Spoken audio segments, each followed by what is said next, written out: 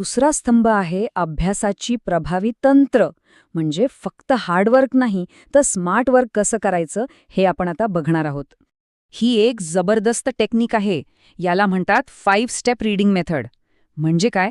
तर आधी फक्त वरवर नजर टाका, म्हणजे सर्वे करा. मग त्यातून काही प्रश्न तयार करा.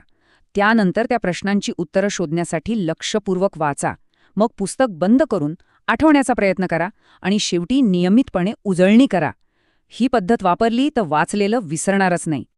आणि एक अत्यंत महत्त्वाची गोष्ट, नोट्स. कुणाच्या तरी तयार नोट्स वापरण्यापेक्षा स्वतःच्या हाताने, स्वतःच्या भाषेत नोट्स काढा. कारण लिहिताना आपला मेंदू जास्त सक्रिय होतो आणि विषय पक्का लक्षात राहतो. परीक्षेच्या वेळी रिव्हिजनसाठी याचा खूप फायदा होतो. बरं, मानसिकता झाली, तंत्रही झाली. पण एक गोष्ट विसरून चालणार नाही, आपलं शरीर.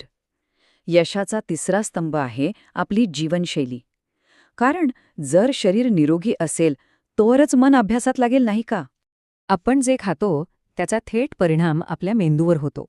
त्यामुळे फळं, पालेभाज्या, मोड आलेली कडधान्य यांसारखा सात्विक आहार घ्या. आणि बेकरीचे पदार्थ, फास्ट फूड, कोल्ड ड्रिंक्स या सगळ्यांपासून जरा लांबच राहा. बघा, तुमची एकाग्रता आणि स्मरणशक्ती कशी वाढते ते. आणि आहारासोबतच थोडा व्यायामही हवाच.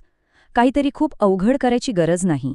साधे सूर्यनमस्कार, टाळ्या वाजवणं, दीर्घ श्वास घेणं किंवा अगदी खुर्चीत बसून केलेलं ध्यान, या छोट्या गोष्टींमुळेही प्रचंड ऊर्जा मिळते आणि अभ्यासाचा ताण कमी होतो. ठीक आहे, तर यशाचे तीनही स्तंभ आपण पाहिले. पण आता सगळ्यात महत्त्वाच्या मुद्द्याकडे येऊया, जो या सगळ्याच्या पलीकडचा आहे.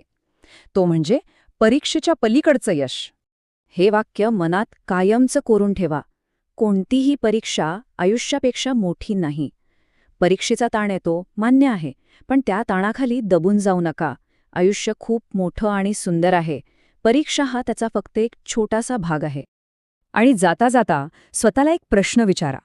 आपण जो अभ्यास करतोय, जे ज्ञान मिळवतोय, ते फक्त चांगले मार्क मिळवण्यासाठी आहे का? की त्यातून एक यशस्वी, एक चांगलं आयुष्य घडवण्यासाठी आहे?